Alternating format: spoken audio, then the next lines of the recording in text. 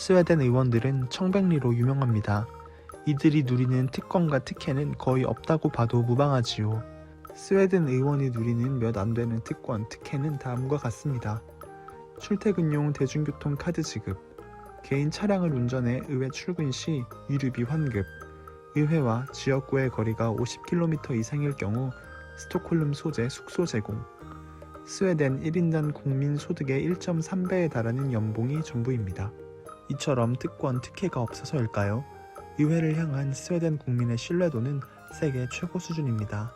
2022년 세계 가치조사의 설문조사에 따르면 의회를 신뢰한다고 답한 스웨덴 국민은 전체의 63.3%였습니다. 이처럼 스웨덴 의회에서 특권 및 특혜를 찾아보기 힘든 이유는 무엇일까요? 스웨덴 의원들은 대개 대중교통을 이용하며 의회는 의원 한 명당 연 74,000크로나, 우리 돈 약 900만원의 교통비를 지급합니다. 그렇다고 아무 교통편이나 이용할 수 있는 것은 아닙니다. 의원 입법활동지원법에 따라 4가지 기준을 따라야 하지요. 첫째, 교통편은 가장 저렴한 것이어야 합니다. 둘째, 친환경적이어야 하며, 셋째, 신속한 교통편이어야 합니다. 마지막으로 안전한 교통편을 선택해야 합니다. 항공편을 이용한 유럽 내 출장의 경우 이코노미석에 앉는 것이 원칙입니다.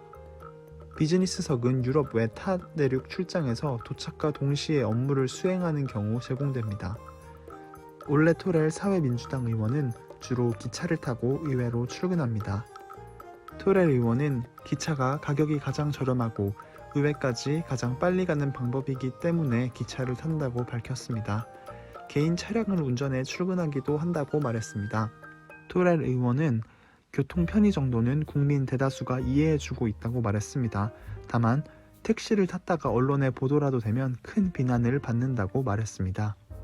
의회와 지역구의 거리가 50km 이상일 경우 해당 의원들은 스톡홀름 소재 국영 숙소를 지원받습니다. 숙소의 크기는 15에서 45제곱미터로 1인용 침대와 주방이 딸려 있습니다. 국가 도시 비교 통계 사이트인 넘베오에 따르면 2023년 스톡홀름 중심지 원룸 아파트의 평균 월세는 14,650크로나, 우리 돈 약 181만원입니다.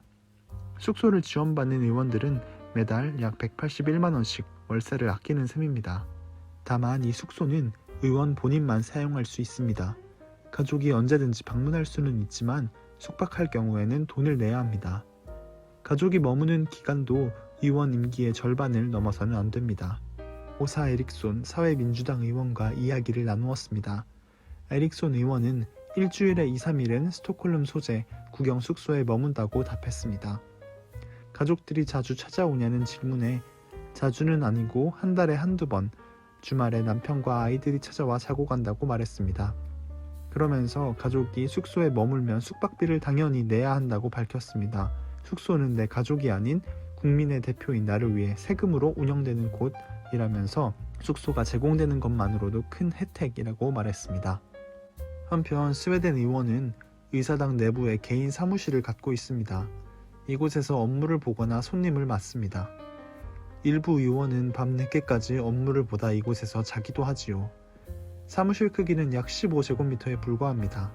다비드 페레즈 스웨덴 민주당 의원은 자신의 사무실에서 저를 맞았습니다. 업무 공간이 작아서 불편하지 않느냐고 묻자 페레즈 의원은 고개를 가로주었습니다. 페레즈 의원은 업무 공간인데 굳이 클 필요가 있느냐면서 의자, 책상, 노트북만 있으면 일하는데 전혀 지장이 없다고 말했습니다. 스웨덴 의원들은 개인 보좌관을 둘 수 없습니다. 입법 지원이 필요한 경우 의원들은 당에 요청해 당에 속한 정책 보좌관의 도움을 받아 입법 활동을 할 수 있습니다. 보통 정책 보좌관 1명이 의원 5명에서 6명을 돕는 구조입니다. 엠마 노렌 녹색당 의원과 한 번 연락을 주고받기까지 일주일이 좋게 걸렸습니다. 그때마다 노렌 의원은 답장이 늦어 미안하다면서 개인 보좌관이 없어 전자우편 확인에 시간이 걸렸다고 양해를 구했습니다.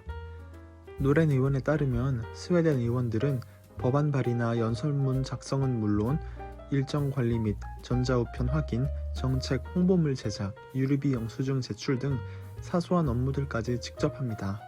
울릭 닐슨 온건당 의원은 개인 보좌관이 없어서 오히려 업무를 꼼꼼히 챙길 수 있다고 말합니다. 닐슨 의원은 좋은 법을 만들기 위해선 의원 스스로 해당 현안을 완벽하게 이해해야 한다고 말합니다. 만약 개인 보좌관을 통해 보고만 받는 식으로 일한다면 결코 좋은 법을 만들 수 없다고 말합니다. 스웨덴 의원들에게는 법정 휴가도 없습니다. 이들은 1년 365일 24시간 근무가 원칙입니다. 만약 여가를 즐기고 싶다면 의회에 공식 일정이 없는 때를 골라 가야 합니다. 주로 정기의회가 폐회하는 6월 말에서 8월 말을 선택합니다. 다만 상임위원회 회의는 이 시기에도 계속 열리기 때문에 일정 조정에 신경을 써야 합니다. 마티아스 칼손 민주당 의원은 이 기간을 지역구 현안에 집중할 수 있는 시간으로 여기고 있다고 말합니다. 부지런히 지역구를 돌며 주민들의 고충을 듣고 이를 바탕으로 주민들에게 필요한 정책을 연구한다고 말했습니다. 다비드 페레즈 민주당 의원은 이 기간 스톡홀름에서 멀리 떨어져 있거나 외국에 있더라도 긴급 회의가 열리게 되면 곧장 돌아와야 한다고 설명합니다. 그럼에도 금전적인 보상은 많지 않습니다. 스웨덴 의원들의 연봉은 약 7만 8천 달러입니다. 우리 돈 약 1억 5천만 원이지요. 언뜻 보면 많아 보이지만 이는 스웨덴 1인당 국민 총소득인 5만 9천 달러의 1.3배에 불과합니다. 의원이 선거 자금을 후원받을 수 있는 제도 역시 없습니다. 지금껏 살펴본 스웨덴 의원들의 모습은 특권의식과 거리가 멀어 보입니다. 그러나 스웨덴은 19세기 초반까지만 해도 여전히 부패가 만연한 국가였습니다. 19세기 들어서 위로부터의 개혁이 시작됐습니다. 1809년 스웨덴은 헌법을 개정해 입헌 군주제 국가가 됐습니다. 이때 옴부즈맨 제도가 도입됐지요. 1844년 오스카 1세가 왕위에 오르자 개혁에 탄력이 붙었습니다. 그의 아들 칼 15세와 루이스 데에르 총리는 오스카 1세의 뜻을 이어받아 기득권을 내려놓는 정치 개혁을 완성해 나갔습니다. 1845년 장원제 폐지, 1862년 지방의회 선거 도입, 1866년 양원제 도입, 1897년 정당제도 구축, 1907년 비례대표제 실시 및 남성 보통선거제 도입, 1918년 완전한 보통선거제 도입 등이 차례로 이어졌지요. 1960년대 들어 존칭 대명사를 사용하지 말자는 사회적 움직임이 일어났습니다. 1967년 브로워 렉시드 국립보건복지위원회 위원장은 조직 내 모든 직원에게 자신을 당신으로 부를 것을 발표했습니다. 1969년 취임한 올로프 팔메 총리 역시 기자들에게 자신을 총리가 아닌 이름으로 보도해달라고 주문했습니다. 의원의 특권을 제한하려는 제도적 노력은 여전히 진행 중입니다.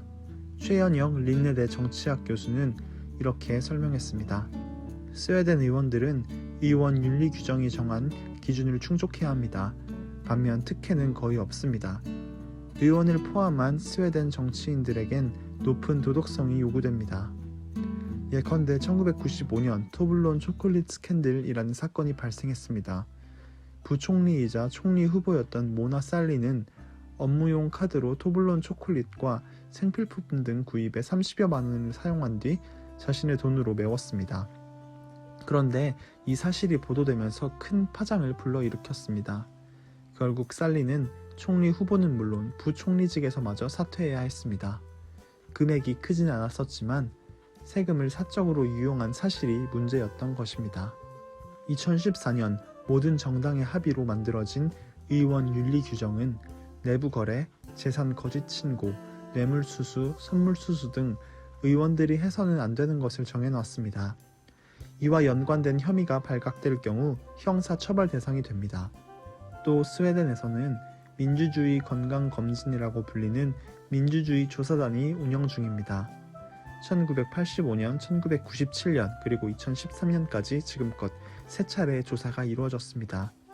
학계 전문가로 구성된 조사단은 짧게는 2년, 길게는 5년간 의회와 정부 기관을 조사해 민주주의 기능이 제대로 작동하는지 점검합니다. 권력이 어디에 집중돼 있는지, 투표율 하락의 원인은 무엇인지, 청년 정치인의 비율을 늘리기 위해선 어떤 제도가 필요한지 등을 분석해 그 결과를 정부에 보고하지요. 최현혁 교수는 언론의 치밀한 감시 또한 의회가 청렴하게 유지될 수 있는 배경으로 분석했습니다. 최 교수는 언론사마다 정치인의 업무용 카드 영수증 내용을 분석하는 전담팀이 있다면서 의원들이 대중교통이 아닌 택시를 탄 것이 드러나 망신을 당하는 경우도 있다고 말했습니다. 지금까지 스웨덴 의원이 누리는 특혜 및 특권을 살펴보았습니다. 사실 저는 스웨덴 의원의 특혜 및 특권을 취재한 그간의 보도와 단행본을 보며 과장이 있을 것이라고 생각했습니다. 그러나 실제 스웨덴 의원들을 만나보니 이들은 무언가를 누리는 사람들이 아닌 국민을 섬기는 사람들에 가까웠습니다. 국제투명성 기구가 조사한 부패지수 4위, 이코노미스트가 발표한 민주주의 지수 4위, 2022년 스웨덴이 받아든 성적표입니다. 이는 19세기 정치 개혁에서부터 지금껏 이어진 노력의 결과가 아닐까 생각해 봅니다.